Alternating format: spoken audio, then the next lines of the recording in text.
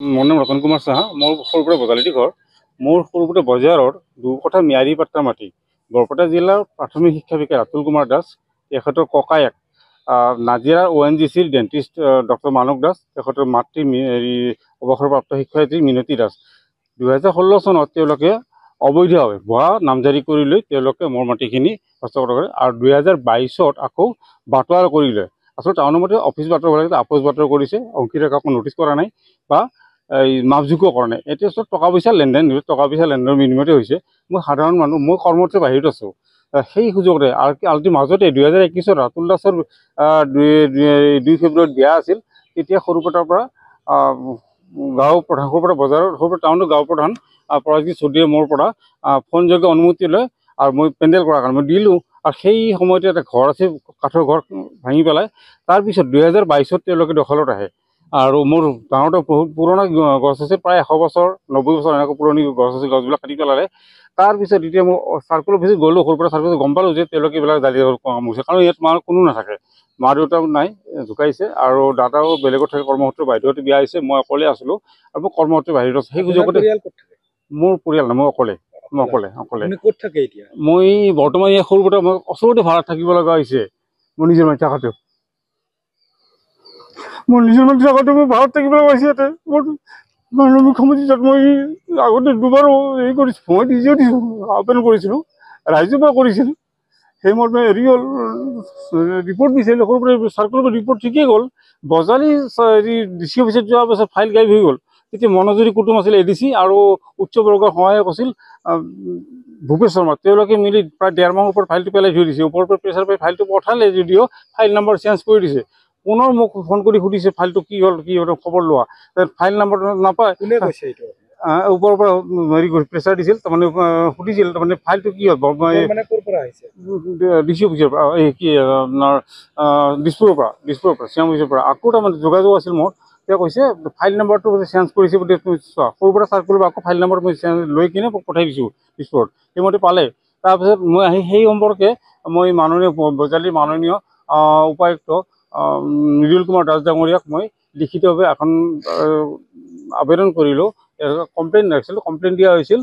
তাৰ কোনো একশ্যন নহ'ল। এই মনোজ্যোতি কুটুম আৰু এই ভূপেশ শৰ্মা এগেইনষ্টত কমপ্লেইন দিছিলোঁ, মোৰ ফাইল গাইব এটা। তাৰপিছত কোনো একশ্যন নহ'ল। ৰিচেণ্ট মই কৰিছোঁ, এনকুৱাৰী আহিছে। এতিয়া তাৰমানে কি মই জানামতে মোৰ তাত নাই, তেওঁলোকৰ ৰিচেণ্ট গৈছিলোঁ, মই যোৱা সপ্তাহত গৈছিলোঁ। তেওঁলোকে কৈছে মই DC অফিচত কিবা পঠাইছোঁ, তাতে গ'লেই হ'ল, তোমাৰ কাম হৈ গৈছে। আৰু অলৰেডি মই আগতে মোৰ মাটি জবানবন্দী সংশোধন হৈও গৈছে, জবানবন্দী সংশোধন হৈছে। এতিয়া খালি দখলটো দিব লাগে। নামটো আছে, নামটো কাটিব পৰা নাছিল। মোৰ বাইদেউৰ আছে, দাদাৰ আছে, মোৰ আছে, মা দেউতাৰ নাই, আমাৰ গোটেইকেইটাৰ আছে, কাটিব পৰা নাছিল। তেওঁলোকে সোমাই লৈছিল। এতিয়া জবানবন্দী সংগঠনৰ মাটি আমাৰে হয়। তেওঁলোকৰ আৰে কথা মাটিখিনি যাব মই দুৰ্বল মানুহ, মই কাজিয়া কৰিব নোৱাৰোঁ। গতিকে সেইকাৰণে মাননীয় মুখ্যমন্ত্ৰীৰ সহায় বিচাৰিছোঁ, তেওঁক হস্তক্ষেপ কৰিব বিচাৰিছোঁ। তেওঁ লিগেলি কৰক, মই কাজিয়া পিছত কৰিব নোৱাৰোঁ, কাৰণ কেছ আৰু মই উকিলৰো আলোচনা কৰিছোঁ। কেছ মেটাৰ নহয়, এইটো চিভিল মেটাৰ নহয়, এইটো ডিমাৰ্কেশ্যন দিল ওলাই যায়। কিন্তু ইয়াত ৱালখন থকাৰ কাৰণে মই সোমাব নোৱাৰোঁ। সিহঁতেই দিছে। তাৰমানে মই মানা কৰিব যাওঁতে মোক খেদি আহে। মই অকলশৰীয়া মানুহ, কাৰণ কি একোতো ঠিক নাই, মাৰি চাৰি দিব পাৰে। ৰাইজে কৈছে কাজিয়া কৰিব নোৱাৰে, লিগেলি তই থাক, মাটি পাবি, আমি আছোঁ, ৰাইজ আছোঁ, ৰাইজৰ পৰা ঠিকে আছে। কিন্তু এতিয়া কথা হ'ল মাননীয় মুখ্যমন্ত্ৰী মহোদয় তাত আমি আগতেও ৰাইজৰ পৰাও আবেদন কৰিছিল, মই নিজেও কৰিছিলোঁ। সেইমতে দুবাৰো অৰ্ডাৰ আহিল, চৰকাৰী ৰুল অনুসৰি নেচেচাৰী একশ্যন ল'ব দিছিলে। কিন্তু ইয়াত তাৰমানে কি হৈছে, ৱালখন থকাৰ কাৰণে আমাৰ চাৰ্কুল অফিচত দিছিলে। কিন্তু ইয়াত তাৰমানে কি হৈছে, ৱালখন থকাৰ কাৰণে আমাৰ চাৰ্কুল অফিচত তাৰমানে সমজাই দিব নোৱাৰা হৈছে। মাননীয় মুখ্যমন্ত্ৰীক এইয়ে তাৰমানে বেলেগৰ ৱাল আছে,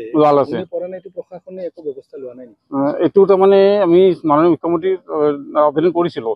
মুখ্যমন্ত্ৰীৰ পৰা হেৰি আহিছিলে, অৰ্ডাৰো আহিছে, নেচেচাৰী একশ্যন ল'ব দিছে, চৰকাৰী ৰুল অনুসৰি নেচেচাৰী একশ্যন ল'ব দিছে। কিন্তু কিয় হোৱা নাই, আজিলৈকে কোনো ন্যায় নাপালোঁ। তাৰপিছত আমি CM ভিজিলেন্সৰ তাত আমি গ'লোঁ, CM ভিজিলেন্সৰ পৰা একশ্যন হৈছে। তেওঁ মাজতে মই গৈছিলোঁ অলপতে, তেওঁ কৈছে কি তোমাৰ হেৰি কাম হৈ গৈছে, একশ্যন হৈ গৈছে, তুমি DC অফিচত খবৰ লোৱা। মই এতিয়া DC অফিচত যোৱা নাই, কিন্তু কি হ'ল, কিন্তু আজি এসপ্তাহৰ পৰা হৈ গ'ল মই গ'লোঁ, তাৰে আগতে আহিছে, কিন্তু DCৰ ফালৰ পৰা একো হোৱা নাই, DC কাৰ্যালয়ৰ পৰা একো হোৱা নাই। আপুনি নিজাববীয়াকে ৰাতুল দাস যি আছে তেখেতক কৈছিল নেকি কথা? মই কোৱা নাই, কাৰণ তেওঁলোকে একচেপ্ট নকৰিব। আমি সাধাৰণ মানুহ আমি তেওঁলোকে তাৰমানে লেভেলত থকা মানুহ ইচ্ছা কৰি আপোনাৰ তাত ৱাল দিছে? ইচ্ছা কৰি ৱাল দিছে গাৰ বলেৰে। মই মানকৰ ভিতৰত মোক খেদি আহিছে, মই কি কৰিম? কোনে খেদি আহিছে? মাকো খেদি আহিছে, ৰাতুলো খেদি আহিছে, মাৰি খেদি আহিছিলে। তাৰপিছত মই ডিচি ছাৰৰ তাতে দিলোঁ।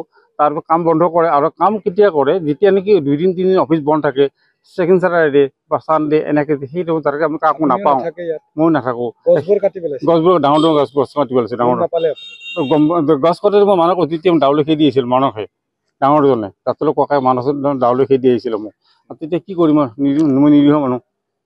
কিমান মাটি এতিয়া আপোনালোকৰ? 2 কঠা মাটি আছে। এই 2 কঠা মাটিৰ আজিৰ বজাৰ মূল্য কিমান?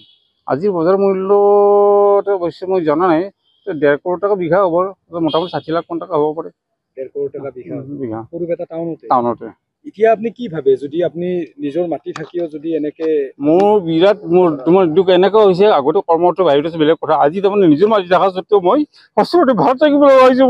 মোৰ আজি 2.5 বছৰ হ'ল, মই ইনকাম চ'ৰ্চ নাই, মই বেলেগত কেনেকৈ চলিছোঁ, লগ বন্ধু সহায় কৰে। তথাপিতো ইমানখিনি মই মাননীয় মুখ্যমন্ত্ৰী জনাৰ পিছতো তাৰ একো হেৰি নহ'ল। মাজতে বস্তুবিলাক গায়ব হয়, কি হয় ধৰিব নোৱাৰোঁ।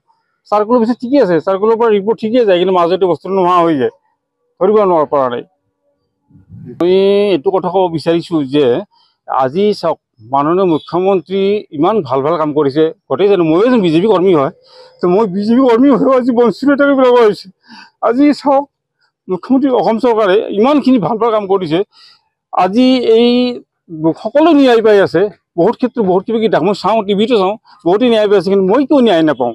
মই দুখীয়া কাৰণে ন্যায় নাপাওঁ নে? কিন্তু কি কথা, আজি ৰাতুল্লা চাগে শ্যামত কিয় পাৰ হৈ গ'ল নেকি? তাতে শিক্ষা বিক্ষা হ'ল বুলি যি ইচ্ছা তাকে কৰিব পাৰে নেকি? সেইটো কথা নহয়তো। তাৰ ককায়েক এজন আৰু তাতকৈ বেছি লম্পট হয়, এই মানৱ দাস, নাজিৰা ONGC ডেণ্টিষ্ট হয়, ডক্টৰ মানৱ দাস। সি মিহিৰাম। তো এনেকুৱাই তাৰমানে ঘেৰি চলিছে, তাৰমানে কি ক'ম আৰু, ভাষা মানে বেয়া ভাষা ক'ব নোৱাৰোঁ। তাৰমানে এনেকুৱা হৈছে, সিহঁতৰে ৰাজ, সিহঁতে তাৰমানে ইহঁতৰ নিচিনা মানে কোনো হেৰি নাই আৰু, যেন সিহঁতে সৰ্বে সৰ্বা। আজি মাননীয় মুখ্যমন্ত্ৰী থাকোঁতেও আমি বিজেপি কৰ্মী হোৱা স্বত্বেও যে মই আজি এনেকৈ থাকিব লাগিছে, ন্যায় নাপাওঁ। মাননীয় মুখ্যমন্ত্ৰীক কেইবাবাৰো মই হেৰি কৰিছোঁ, মই নিজৰ পৰাও দিছোঁ, মাননীয় ৰাইজৰ পৰাও আবেদন কৰিছে, আহে কিবা কিবি আহে তাৰ পৰা, কিন্তু মাজতে কি হয় খেলি মেলি কৰি পেলাই, তো বুজি নাপাওঁ ইয়াত কি ৰহস্য আছে, বুজি নাপাওঁ মই। মাননীয় মুখ্যমন্ত্ৰী মহোদয়ক মই হাত কৰিছোঁ যে অচিৰেই মোৰ মাটিখিনি সম্পূৰ্ণ ক্ষতিপূৰণ সহকাৰে মোৰ মাটিখিনি সমজাই দিয়াৰ ব্যৱস্থা কৰক, আৰু দোষীক দৃষ্টান্তমূলক শাস্তিৰ ব্যৱস্থা কৰক। যদি এয়া হয় তেতিয়াহ'লে গম পাম যে সঁচাকৈ অসমৰ আইন কানুন বোলা বস্তুটো আছে। এই মোৰ মাননীয় মুখ্যমন্ত্ৰীৰ ওচৰত অনুৰোধ।